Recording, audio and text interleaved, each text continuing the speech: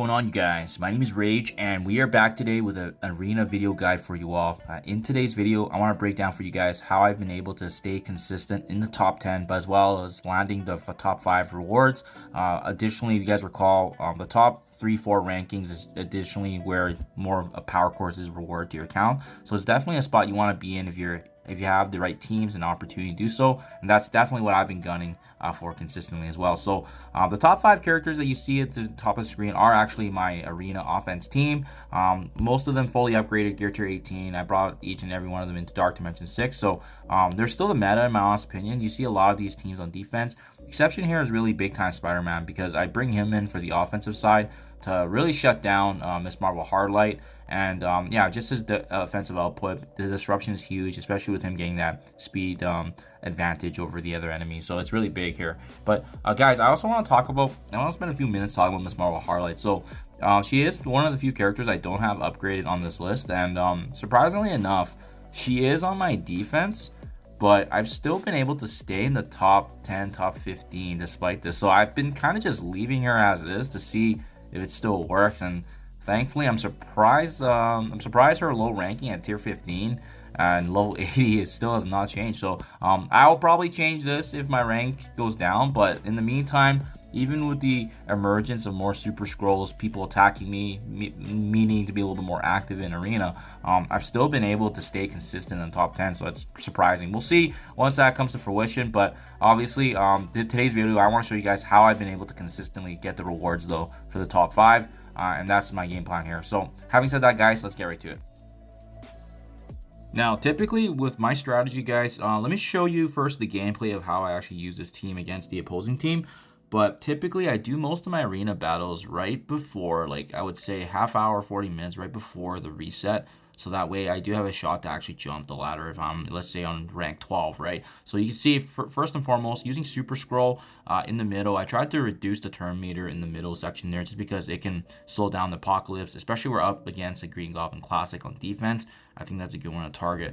Now that I have the Black Cat special, typically I try to slow down and stun Apocalypse or Robbie Reyes, depending on whoever doesn't have obviously the immunity, which in this case Apocalypse does. So we just go ahead, we aim for Robbie Reyes here because we have a good chance of taking him down. And the one thing to be mindful here, unfortunately, is that usually my opponents do get a chance to get the Apocalypse ultimate on me. I think just because of the fact that they have more of the allies with the turn meter, Miss Marvel reducing ours as well. Typically, if their Apocalypse does not land their ultimate on my Apocalypse, I'm still okay. But even in this case, guys, you can see this is kind of like that's why I captured this footage, because this is like one of those like worst case scenarios where their Apocalypse does take out my Apocalypse, and as well Scroll wiping out the majority of my team. But we're still going to be okay because of the fact that when we position our Super Scroll in that corner there, typically he gets a lot of natural protection, and as well, even if the rest of the team is down, so as long as I have Black Cat and Super Scroll being alive still, they're both really good offensive damage dealers, and so we're still in a pretty favorable position, as you can see. So obviously that Super Scroll can still do some work. We want to focus on him before Miss Marvel Hardlight, and thankfully we do take him down, so we're looking in a really good position here. Both Black Cat and our Scroll still alive, and yeah, going ahead here now, just finishing off and cleaning this up here. So that's pretty much a sample of how the gameplay typically rolls for me in terms of the battle, especially the teams I'm up against.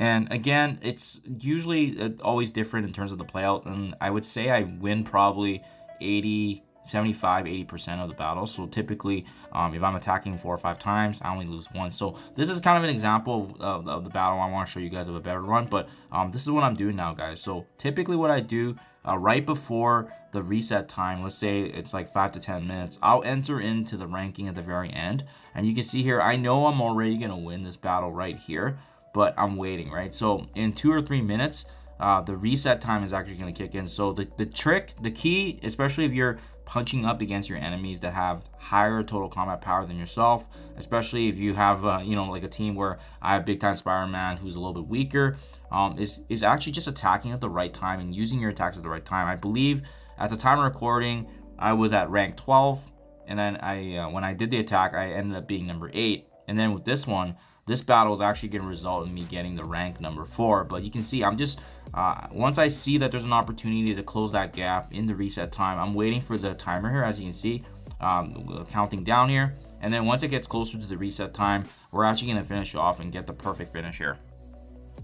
Here, now you can see there's only 44 seconds left, and that's kind of what I'm waiting for. I'm just waiting for the attack here, finishing off Apocalypse. And you can wait a bit more if you want, but I believe I only had like a minute or two to spare, so I did want to finish this off. The reason why we're doing it this close to the reset time is because that way it does prevent an opportunity for enemies to get kind of that slingshot effect going on where you're getting pushed down. And as you can see, like I said, I did one battle from 12 to 8, then waited 15 minutes for the reset, and then from in the rank 8 I attacked the number 4 spot right before the reset time. So you can see here, reward payout is in about 16 seconds. This is how I've been able to consistently get into the top 3, top 4 for rewards consistently, especially over my enemies that do have higher total combat power than me. So that's basically all it comes down to, guys. As you can see, it took basically all my attacks here in that span of the 45 minutes to an hour when I was going through. But that's what works, guys. And I want to show you real quick too, just for evidence as well, how the type of total combat teams I was up against. So number 4 ranking, obviously, right? But the teams I'm going up against are I'm sitting at 35 million total combat power, and you know, folks like at 69, 92. So it's pretty crazy, and it's because of this competitive bracket that, you know, we're getting really close to essentially how, you know, most of them is just going to be that timing of entering into the arena battle, because most of the teams that you're using against, like, they're mostly the same teams, cookie cutter, that we're seeing until the meta changes. But yeah, hopefully this helps you guys. This is how I've been able to land consistently on this, and it's really just timing and making sure your attacks land. Let me know what you think in the comments below, guys. Do appreciate your time. Thank you as always, and I'll catch you guys in the next one.